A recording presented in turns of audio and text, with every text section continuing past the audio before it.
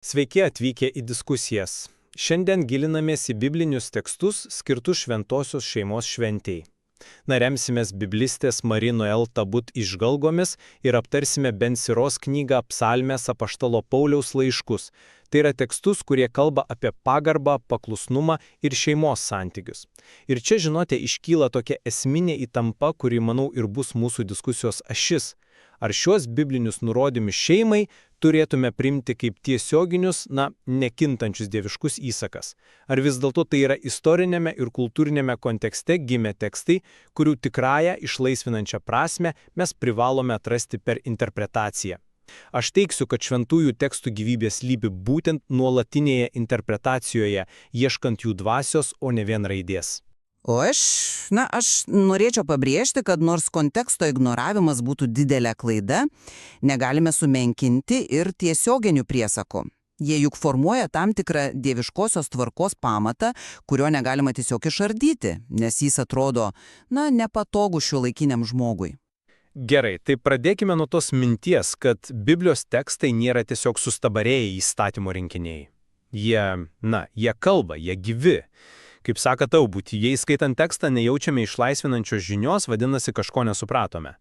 Paimkime, tarkim, 128 psalmę ir joje minima viešpatės baimė. Šiandienos ausiai tai skamba šiurpiai, tiesa, atrodo kalbama apie kažkokį vergišką siaubą prieš tironą. Bet kai pasigilini, pamatai, kad hebrajiškas žodis čia reiškia visai ką kitą, tai pagarbus jaudulis, artumo išgyvenimas. Lygiai taip pat, man atrodo, nutinka su Pauliaus raginimu moterims būti klusniams. Ištraukius iš konteksto, tai skamba kaip patriarchato manifestas. Būtent. Tai vienas sudėtingiausių tekstų. Tikrai. Bet viskas apsiverčia, kai supranti du dalykus. Pirma, tai šita Romos imperijos socialinėje struktūroje, kur šeimos galva turėjo visą teisinę atsakomybę. Ir antra, kas svarbiausia, šis reikalavimas yra atsveriamas kur kas griežtesnių reikalavimų vyrams mylėti savo žmonas taip, kaip Kristus mylėjo bažnyčią. Atidavė už ją save. Tai neįsivaizduojamai aukšta kartelė. O ir pats žodis paklusti. Čia slypi visas raktas. Lotyniškas ob audire reiškia ne vergavimą, o atidų klausimąsi įsiklausimąsi į kitą iš pasitikėjimo. Tai visiškai pakeičia santykių dinamiką, ar ne? Kuri, nustato tvarką. Jūs siūlote žiūrėti į dvasią, bet gal kartais ta dvasia slypi būtent aiškioje struktūroje.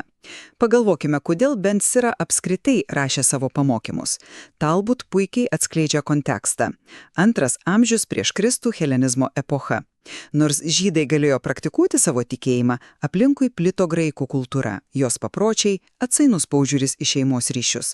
Ben Sira matė, kaip byra tradicinės vertybės ir jam tai kėlė siaubą. Jis suprato, jei sugrus šeima, nebeliks kam perduoti tikėjimo. Taigi jo žodžiai nėra šiaip sau gražūs pamastymai. Tai desperatiškas bandymas išsaugoti tautos pamatą. Taip, kontekstas čia esminis. Būtent. Ir tame kontekste jis rašo ne metaforomis. 4 įsakymas gerb savo tėvą ir motiną, kad ilgai gyventum, yra tiesioginis sandoros pažadas. Ben Siros tekste tai išdėstoma beveik matematiškai. Pagarba tėvams atneša nuodėmių atleidimą, kaupia turtus, garantuoja ilgą gyvenimą. Tai labai konkretu. Jūsų siūlymas visą tai paversti dvasinę metaforą, man regis rizikuoja paneigti pačią teksto logiką. Galbūt mums kaip tik reikia išgirsti tą tiesmuką, nepatogų principą, veiksmas turi atoveiksmę. Suprantu, kodėl tai vadinate matematišku principu. Tas tiesmukiškumas Senajame testamente akivaizdus. Bet ar tai tikrai išskaičiavimas? Aš manau, kad Talabut čia paliečia esminį krikščionybės nervą. Santykyje su Dievu negali būti jokio išskaičiavimo, nes viskas yra malonė. Įsakymai nėra būdas nusipirkti Dievo palankumą, tai nėra priekybinis sandoris. Aš tau pagarbą tėvams, tu man ilgą gyvenimą.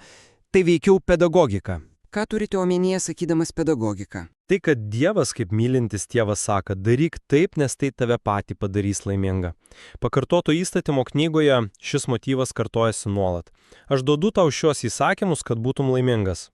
Vadinasi, Ben Siros žodžiai, kad pagarba tėvui atneša nuodėmių atleidimą, yra ne prekybos sąlyga, o gilaus dvasinio dėsnio atskleidimas.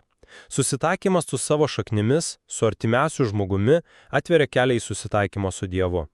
Juk negali mylėti neregamo Dievo, jei negerbi tų, per kuriuos gavai gyvybę. Tai ne sandėris, o vidinė logika. Gerai, bet jei paseksime šią logiką apie sandorą ir jos vidinę tvarką, kur tai mus nuveda? Nors viskas kyla iš malonės, sandoros samprata Senajame testamente neatsiejama nuo priežasties ir pasekmės. Tai nėra šaltas sandėris, sutinku, bet tai ir nėra vien abstraktus palinkėjimas būti laimingam. Tai rimtas įsipareigojimas su labai realiomis pasekmėmis. Jūs cituojate palaiminimą, bet pakartota įstatymo knygoje prakeiksmas už nepaklusnumą yra lygiai toks pats realus. Ten aiškiai parašyta: prakeiktas, kas paniekins savo tėvą ar motiną. Ir tai nebuvo tik žodžiai. Prisiminkime Išėjimo knygą, už tėvų sudavimą ar prakeikimą buvo numatyta mirties bausmė. Tai neįsivaizduojamai griežta. Ignoruoti šį sandoros aspektą, šį aiškų ryšį tarp elgesio ir pasekmės, reiškia paversti Bibliją vien gražių, bet neįpareigojančių idėjų rinkiniu. Dievo meilė yra beribė, bet jo sukurta tvarka turi aiškias sąlygas. Jūs paliečiate labai svarbų dalyką, tą atrodytų prieštaravimą tarp Senojo testamento griežtuvo ir Naujojo testamento malonės. Bet ar tos sąlygos, apie kurias kalbate, nėra nuolat perinterpretuojamos pačiame šventajame rašte? Jis nėra sustingęs kodeksas, jis pats save aiškina ir augina. Pažiūrėkime į evangelistą Matą, kurio tekstą šiandien taip pat skaitome. Jis yra nuolatinio perinterpretavimo pavyzdys. Ką konkrečiai turite omenyje? Pavyzdžiui, Matas cituoja pranašo Ozėją: iš Egipto pašaukiau savo sūnų. Kaip atkreipė dėmesį Tabut, Ozėjo knygoje ši frazė akivaizdžiai kalba apie visą Izraelio tautą. Sūnus čia yra Izraelis. O ką daro Matas? Jis pritaiko šią frazę vienam asmenį, kūdikiui Jėzui. Taip jis atskleidžia visiškai naują gilesnę prasme, kad Jėzus savyje įkūnija visos tautos istoriją. Tai, neįtikinai drąsi interpretacija. O dar įdomiau su Jėzus pavadinimu Nazarenas.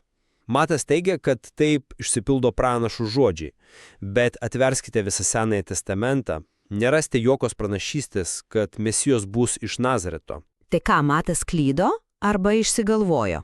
Ne, jis kūrybiškai interpretavo. Tabut parodo, kad jis greičiausiai sieja šį vardą su hebrajiškais žodžiais, kurie skamba panašiai: Adžala, Necar arba pasišventuosisis Dievui Nazir. Tai rodo, kad pats raštas yra gyvas, augantis organizmas, o ne suakmenėjusi fosilija. Jo prasme atsiskleidžia per laiką, per nuolatinį dialogą su naujomis aplinkybėmis. Gerai, sutinku, kad Matas interpretuoja kūrybiškai, tai įtikinamas argumentas. Bet kaip tada mes, ne Dievo įkvėpti autoriai, galime brėžti ribą? Jūs sakote, kad Matas atskleidžia gilesnę tiesą. Bet kai mes, 21 amžiaus žmonės, pradedame kūrybiškai interpretuoti aiškius moralinius nurodymus apie šeimos struktūrą, kokie jūsų manimų yra kriterijai, kurie apsaugotų mus nuo visiško relativizmo? Juk būtent dėl to jaudinosi ir apaštalas Paulius laiške Kolosiečiams. Jis bijojo, kad tuščia apgaula pagrįsta filosofija nepakirstų tikėjimo. Kur ta riba tarp įkvėptos interpretacijos ir paprasčiausio prisitaikymo prie šiuolaikinės madas? Puikus ir esminis klausimas. Manau, ta riba ir yra atsakymas į klausimą, ar interpretacija atskleidžia išlaisvinančią žinią. Ar ji veda į didesnę meilę, ar tiesiog į didesnį patogumą. Grįžkime prie to pačio Pauliaus laiško. Jūs paminėjote jo susirūpinimą, bet pažiūrėkime, ką jis pats siūlo kaip vaistą. Tarp visų dorybų jis ragina: pakęskite vieni kitus. Šiandien mes šį posakį suprantame labai pasyviai. Sukandus dantis, toleruokite ydas. Taip, tai skamba kaip našta. Būtent. Bet kai Tatsabut atkreipia dėmesį į graikišką originalą, viskas vėl apsiverčia. Ten pavartotas žodis reiškia ne pasyvų kentėjimą, o aktyvų palaikymą.